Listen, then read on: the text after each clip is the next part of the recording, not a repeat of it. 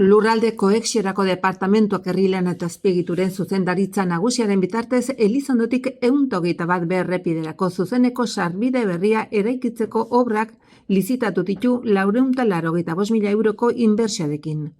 Jarduketa honi esker ibilgailuek udalerriaren ipar-mendebaldetik Iruñako norantzkoan egungo saihesbidera sartzekotan kilometro bat baino gehiagoko distantzia gehigarri bat zeharkatu behar izatea ekidingo da. Iragarpena Nafarroko gobernuaren kontratazio atarian konsulta daiteke.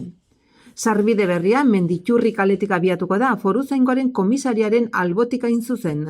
Lehenengo tartearen baitan hartu dira 170 metroko luzerako hiribidea 6 metroko galtzadarekin. Eta bat kakotx 80 metroko espaloiarekin 121 errepide azpitik doan pasagunera iritsi arte.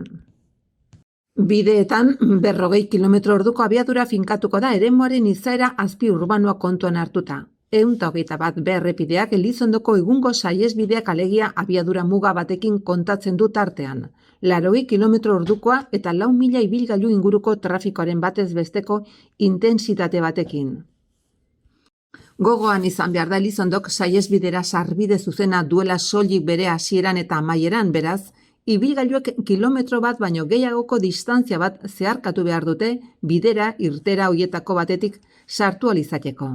Sarbide zuzen honi esker zeharkatu beharreko distantzia murriztu egingo da 121 errepiderako sarbidea erraistuko da eta Elizondoko komisariatik irtera berri bat gaituko da, beraz, saihesbidera zuzenean sartzeko aukerarekin Foruzaingoaren berehalako esku hartzea erraistu egingo da. Lizitazio epea amaitzean eta lanen eslepena egitean lan horiek garatzeko 3 hileko exekuzio epe bat aurre ikusten da.